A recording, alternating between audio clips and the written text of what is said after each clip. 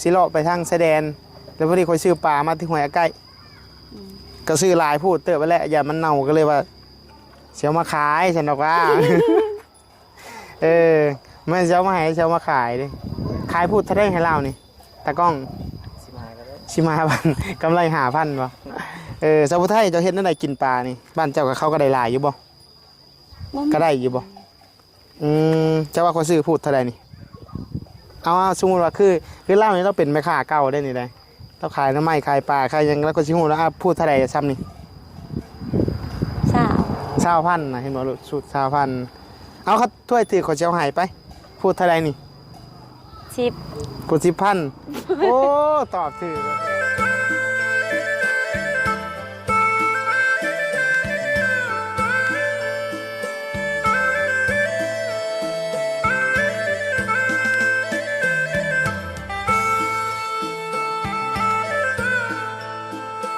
ข่าวสบายดี FC เบอร์สุขุสุขคนพี่น้องเนาะ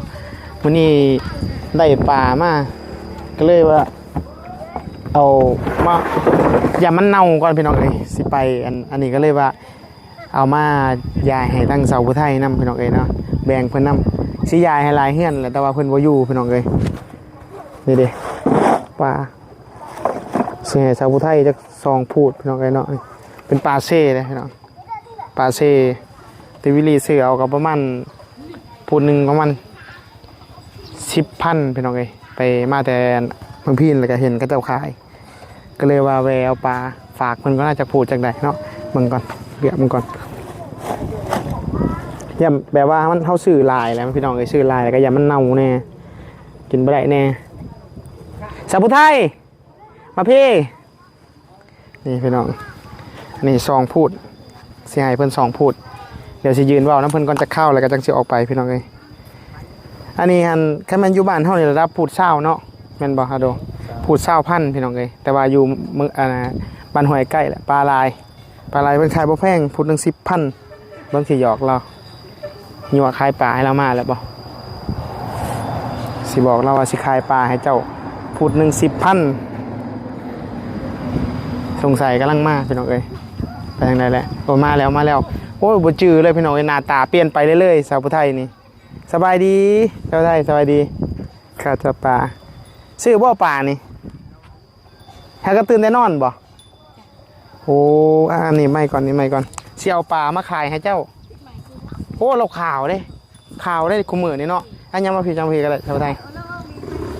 หากระตื่นได้นอนบ่ได้ออกไปให้บ่แล้วมาบัดนี้แห้งกลัวสาว16ปีอีกบัดนี้แห้งงามขึ้นไปเรื่อยๆพี่น้องอ้าว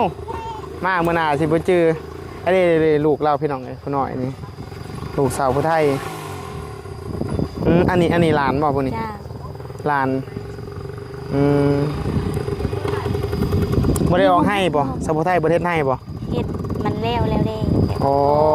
แล้วพักผ่อนจ้าเฮ็ดกับบ่ม่วนน้ำท่วมหมดเลยเอ้าคือว่าน้ำท่วมเข้านี่บ่จ้าอ๋อ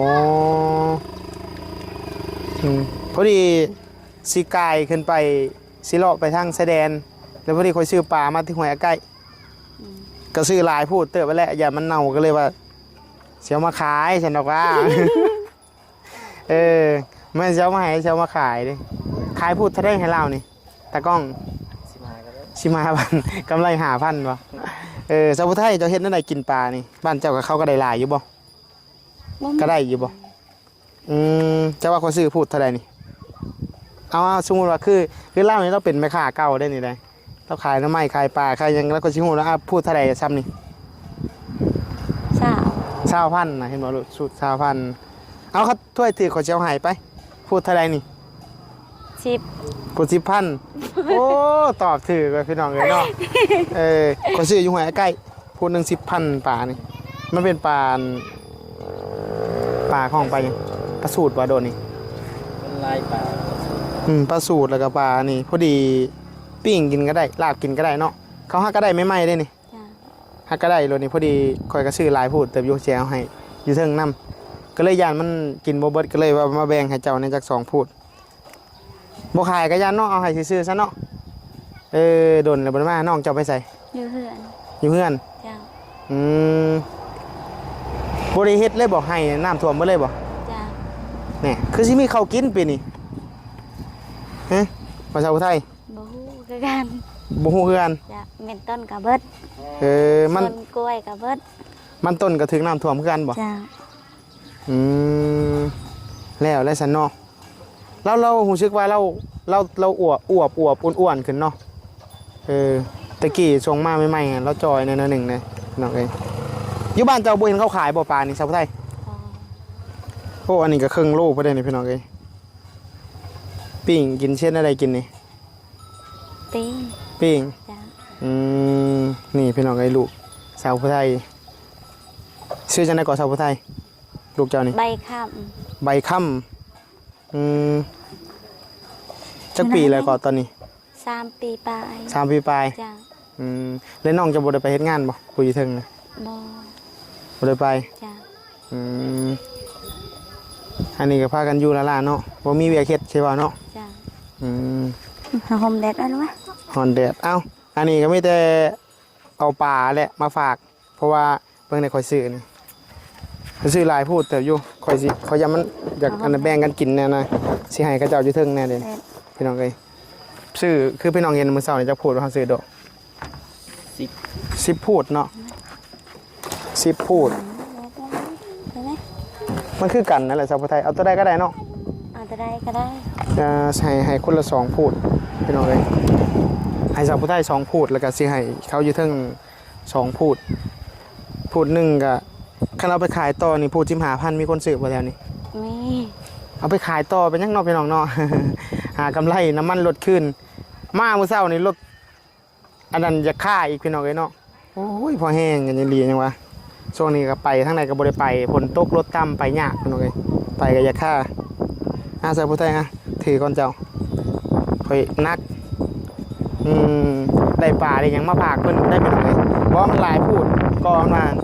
คันสิเอาให้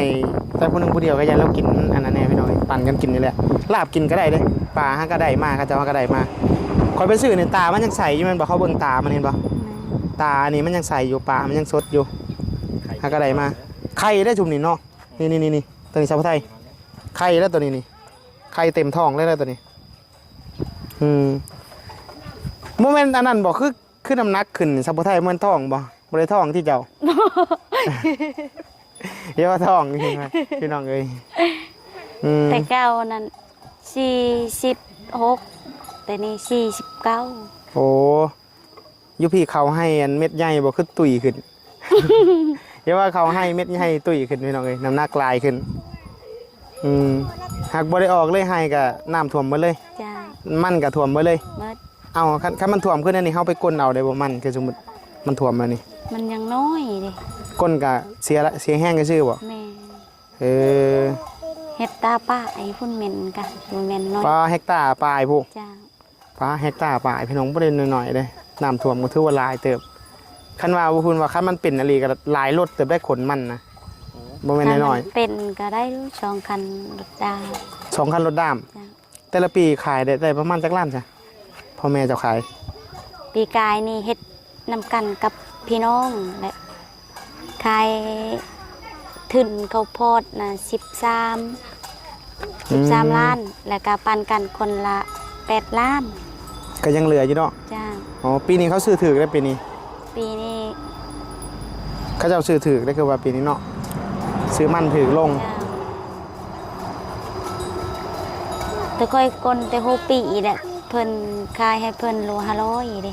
มันบ่ได้ขึ้น ยังเลยบ่ได้ขึ้น จ้า แรกพี่น้องกันเนาะมาบ่แม่นว่าสิมาหยังเนาะนี่แหละเห็นป่ามันหลายพูดก็เลยเอามาแบ่งให้เพิ่นแหน่พี่น้องเอ้ยดนแล้วบ่ได้มาแวะเพิ่นน้องสาวก็อยู่เทิงนั่นแหละ จ้า พากันเฮ็ดหยังนั่งลิ้นนี่บ่ นางลิ้น มื้อหน้าก็ได้สิมาแวะนั่งลิ้นนํหาแนวมาให้ชาวพุทธไทยเฮ็ดชูกินมื้อหน้าก็สมมุติว่าข่อยหาแนวมาหาได้ใกล้ได้หยังมานี่อบชูกินได้บ่ ได้ เฮ็ดชูกินได้บ่ ได้ เดี๋ยวมื้อหน้าเนาะ จ้า เดี๋ยวซื้อไก่มาให้เพิ่นเฮ็ดชูกินพี่น้องเอ้ยเนาะเอาโอเคครับจ้ะเดี๋ยวค่อยสิขึ้นไปแสดงก่อนสิเลาะไปก่อนยันป่ามันเน่าสิไปลิ้นแล้วสิเอาไปฝากกับเจ้าเลย จ้า โอ้ตัวใหญ่เติบเลยเนาะ ขอบใจหลายๆ บ่ได้ค่อยเอาเงินได้ เอาเงินกับเพิ่นได้พี่น้องเอ้ย เอาขอบใจอันนี้ก็ปิ้งกินกับแซ่บอยู่พี่น้องไอ้ซ้ำพอดีกินเนาะสาวไทยเนาะเอามื้อหน้าสิมาเยี่ยมยามใหม่เด้อ จ้า เอาอยู่ดีแม่งมาขอไม่นะไม่อยู่ก็ยังลูกสาวเพิ่นก็ตากแดดสิเฮ็ดได้กินแหละกะว่านี่ แม่เพิ่น ลาบบ่ อยากกินโอ้ยอยาก มากินลาบ ลาบปลา จ้า บ่ลาบกับปิ้งเนาะก็พอดีกินอยู่ดอกซ้ำนี่พี่น้องเอ้ยเขาซื้ออยู่พุ่นหนึง10,000ไปกันเด้อสาวไทยเด้อ จ้า เอาขอบใจเบิ่งพี่น้องเอ้ยเนาะสาวผู้ไทยนี่เราอยู่เฮือนหลังนี้อยู่กับน้องลาวพี่น้องเอ้ยแล้วก็กับพ่อกับแม่ซึ่งบิลลี่ก็ปลามันกับบิลลี่ก็ซื้อหลายพูดแน่พี่น้องเอ้ยเนาะก็เลยว่าเอาแบ่งกันไปพี่น้องเอ้ยมาทางพี่ก็มาแวแบ่งอันอยู่ตารางนั้นก็เจ้าก็กินเหล้าเต็มอยู่